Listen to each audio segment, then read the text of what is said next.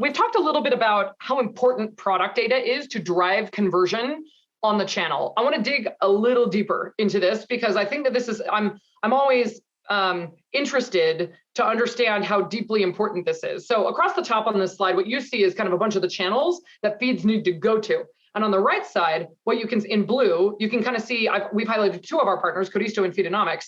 Feedanomics, who is a very close partner, having acquired them this past year. And essentially what listing partners do is they help merchants seamlessly manage which products are listed on third-party channels, whether they're ads channels or marketplaces, in order to be able to drive conversion on that channel.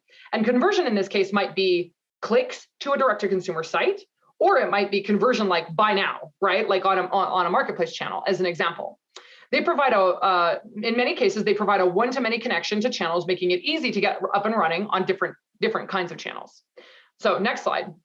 So let's talk about kind of what the acquisition of Feedanomics was so exciting to us at BigCommerce. And this strategy and philosophy applies anywhere. I love that I saw somebody saying the very, very best tech stack for one of our competitors included Feedanomics to support them. It's like my favorite thing I saw this morning because I couldn't agree more. It doesn't matter what e-commerce platform you're on, you have to have a strategy to take your data that exists in whatever your system of record is, whether that's a system like BigCommerce, like an e-commerce platform, or whether it's an ERP, or a PIM, take that data and then modify it so that it is performant on the destination channel. And what I mean by that is, it's like bad data in, bad results out, essentially. So if you don't fill in all of the attributes, and there's something like 20,000 attributes that you have to fill out if you listed every product that Amazon has available, there's like 20,000 attributes. And what that means, and some of them are, not mandatory in order to get your product live, but they're definitely mandatory in order to show up in a buy box in order to be able to drive conversion. Because if the channel doesn't understand that the thing that you're listing is a product, if it's not categorized correctly according to what we call a schema, right? So like Google has a schema, Amazon has a schema that if you have your product data in your own catalog and those schema fields like gender don't match. Let's say, for example, you have gender, which is now a required field in many channels, and you don't have gender in your e-commerce platform data because you haven't cared to optimize your data that way. It means that a bunch of your product listings on your third-party channels are going to get disapproved, which means you don't get traffic, and you're certainly not showing up in the conversion where those algorithms are powered by the data that you're sending to the channel. So Feedanomics solved this problem and is a market leader. It's the reason we acquired them. For brands and marketplaces and agencies, because it's not just merchants who have this problem. Marketplaces also have this challenge because if merchants send them bad data, well, they can't feed their algorithms either. And agencies who base their business on driving return on ad spend couldn't do it either. And so we have agency partners, marketplace partners, as well as merchants who were saying this is a huge problem in this omnichannel world where all of the channels need data to drive performance on the channel. We have to get them good data. And so on the next slide, we'll kind of talk about how and why that's so important. So what Feedanomics does, and others do this as well, but what Feedanomics does is it ingests data from anywhere, from a BigCommerce API, from a competitor platform API, from a CSV. It doesn't matter where you get from sometimes that data comes from the ERP, sometimes it comes from spreadsheet reporting. They can get the data from anywhere, and then they pull it into their transformation engine, and then they allow you with rules to modify the data that is there. Now, if you're a small merchant and you don't want to work with Feedanomics to do this or otherwise, you can do this manually as well. These principles are very, very transparent, right? Which is, if I am sending bad data to the channel, I'm not going to convert. So I need to optimize the data I have, whether it's in a spreadsheet or whether it's in if I'm managing a million SKUs, you obviously probably need some technology to do that. So you transform that data so that it will perform and map to the destination schema on the destination channel. You then need to map it to the right categories. And then you need to syndicate it, so sync it to that channel, which requires that auth thing that we were talking about earlier.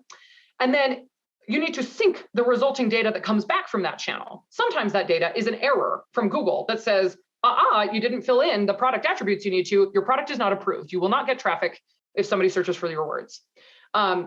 So sometimes it's an error that you need to resolve, and then you need to have a model by which you resolve those errors. Sometimes it's an order, and that order needs to come back, and then it needs to be sent to the place where that order is being fulfilled. And then the shipping information and the tracking number needs to get sent back to the channel so the channel can deliver it to the shopper. So Feedanomics, this is what Feedanomics does at its core, and it does this better than many, many other players in the space. But the philosophy around how important this is really what I'm trying to drive home. Next slide. So Feedanomics delivers better data, no matter the source, to drive increased channel performance. That's the highlight here.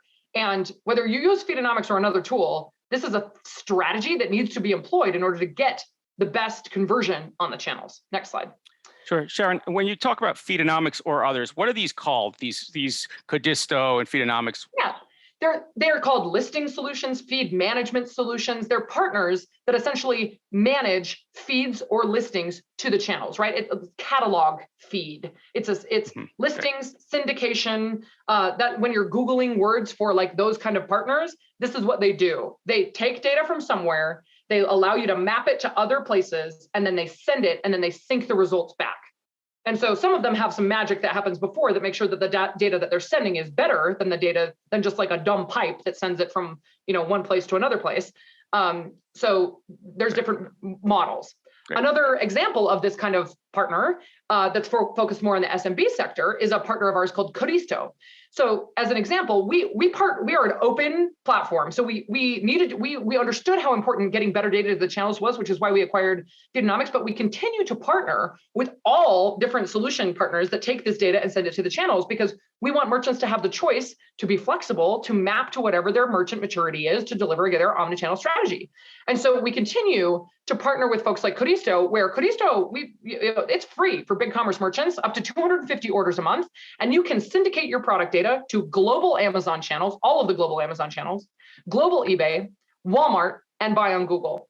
And that's all with like, you have a BigCommerce account, you download the Codisto app, and for free up to 250 orders, we can get you started. So that's kind of like the first, kind of when you're moving out of the first box into the second box in terms of size around how you manage marketplace channels. And so there's different kinds of specialty that each of these partners have focused on based on kind of the different needs of the channels, et cetera. So that's an example of listing and syndication and the partners that you might engage with. And there are many folks in this category. And those are just a couple of the leaders that we certainly find our merchants love to work with, no matter what platform they're on. Okay, awesome. Thank you, Sharon, for breaking that down. We have another question. I haven't gotten a chance to read it in advance, but I'm going to read it out loud. We'll take the risk. Jeff, here we go. You talked a few slides ago, and I'll go back, about growth, almost as if it was what every company should want all the time, recognizing that some level of growth is an indication of brand success. Too much growth too fast can be destructive. Revenue growth that's too fast, for example, can be damaging to a brand. A slower growth might be preferable due to supply constraints or a focus on the bottom line rather than the top. Please talk a bit about controlling the managing growth in omnichannel.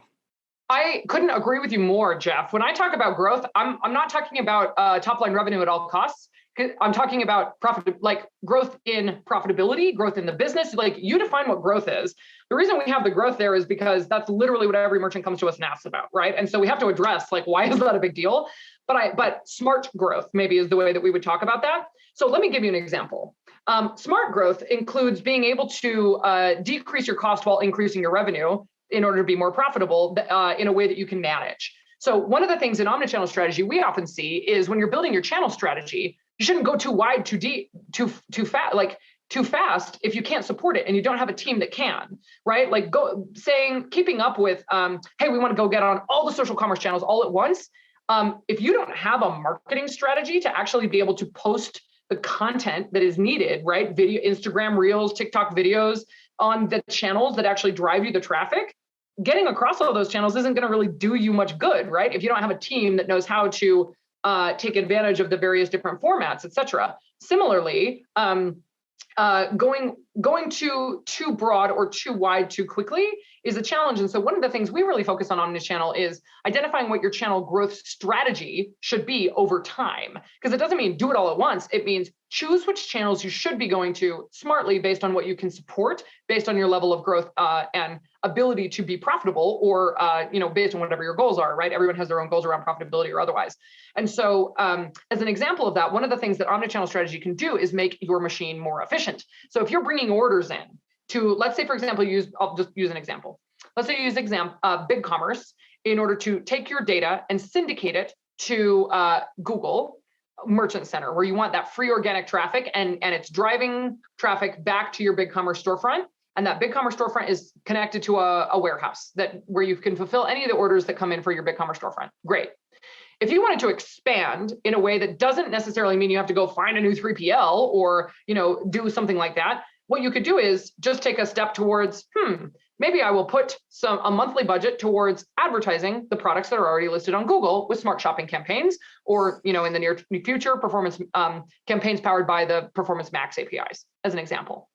Another thing that you could do is say, okay, well, that's working really well, and I'm growing it as a sustainable business. How can I expand to my next channel, whether it's advertising or marketplace? And so I think the whole point about the strategy is define what channels you can support and be on now, and then which channels you would go to next as you grow in a sustainable way. Oh, wonderful, wonderful dialogue. I have to say, I love the answers. And Jeff, whoever the Jeff is, come on our next workshop.